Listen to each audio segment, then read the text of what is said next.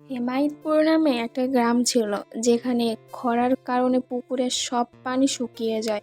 পানির অভাবে মাছগুলো মারা যাচ্ছিল। গ্রামে কোনো শস্য হচ্ছিল না, মাটি ফেটে চুরমার হয়ে যাচ্ছিল। যেখানে রহমান নামে একটা ছেলে ছিল, রহমান একদিন দেখতে পায় যে রাজার বাগানে সব কিছু ঠিক আছে, ওখানে কোনো খরা হয়নি। তখন রহমান একটু চিন্তায় পড়ে যায়, কারণ বাইরের সব কিছু খরার কারণে নষ্ট হয়ে গেছে এবং খরার কারণে মানুষও মারা গেছে, কিন্তু এই রাজার বাগানে কোনো খরা কেন হয়নি। তখন রহমান একটা কাককে দেখতে পায়, যে অনেক ক্ষুধার্ত ছিল। তারপর ওই বাগানের কিছু খাবার এনে কাককে খাওয়ায় এবং সে আবার গ্রামে চলে আসে। এসে গ্রামের এই অবস্থা দেখে অনেক কষ্ট পায়।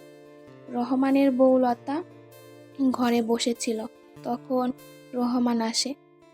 তখন রহমান এসে লতাকে সব ঘটনা খুলে বলে যে আজকে সে কি দেখেছে। তখন লতা একটু ভাবনা চিন্তা করে, পরে তার কাছে যে অবশিষ্ট খাবারটি আছে সেটা রহমানকে দিয়ে দেয় এবং তার কিছুদিনের মধ্যে লতা একটি জাদুর হাঁড়ি পায়, যেটা সে যত্ন করে রেখে দেয়।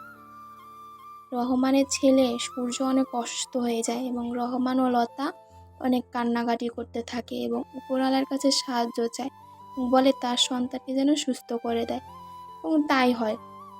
এরপর লতা ও রহমান অনেক খুশি হয়, কারণ তাদের একমাত্র ছেলে সুস্থ হয়ে গেছে।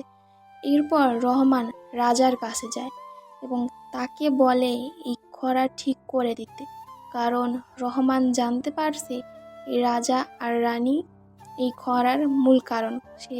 তারা কালো জাদু করে গ্রামের সবাইকে মেরে ফেলার চেষ্টা করছিল, যেন এই গ্রামে কোনো মানুষ না বেঁচে থাকে। তখন তখন রাজা 3জন লোক রহমানকে থামাতে আসে, কিন্তু পারে না, বরং রহমান এক চুটকিতে সব কিছু আবার ঠিক করে দেয়, যেটা দেখে সবাই অবাক হয়ে যায়। আসলে রহমান কিছুই করেনি, এটা একমাত্র ওই জাদুর হাড়ির কারণে রহমান করতে পারছে। এরপর রহমান একটা কাজ করে এবং অনেক বড় একটা পাথরের উপর থেকে নিচে পানি ঢালতে থাকে। তখনই একটা শয়তানি হাত রহমানকে আঘাত করতে আসে, কিন্তু পারে না ওই জাদুর হাড়ির কারণে। রহমানকে আঘাত করতে না পেরে একটা গরুকে আগুনে জ্বালিয়ে দিতে থাকে। এটা দেখে গ্রামবাসী ও রহমান অনেক কষ্ট পায়। তখন উপরওয়ালার কাছে আবারও সাহায্য চায়। তখন রহমানের মনে পড়ে তার জাদুর হাড়ির কথা এবং এক চুটকিতে ওই সময় বৃষ্টি নামিয়ে ফেলে, যেটা দেখে গ্রামবাসী অনেক খুশি হয়, কিন্তু রাজা ও রানী হিংসায় জ্বলে পুড়ে ছাই হয়ে যায় এবং তাদের মনে আবার খারাপ চিন্তা ভাবনা আসে। তারপর তারা সূর্য ওঠা বন্ধ করে দেয়। এটা দেখে রহমান আবার টেনশনে পড়ে যায়, সে এবার কী করবে। তখন ওই জাদুর হাড়ি থেকে একটা জিন বের হয় এবং রহমানকে বলে, তোমরা কোনো টেনশন করো না, আমি আছি। তখন লতা এবং সূর্য উপরওয়ালার কাছে প্রার্থনা করতে থাকে এবং আবার সব কিছু ঠিক হয়ে যায়, সূর্য উদয় হয়।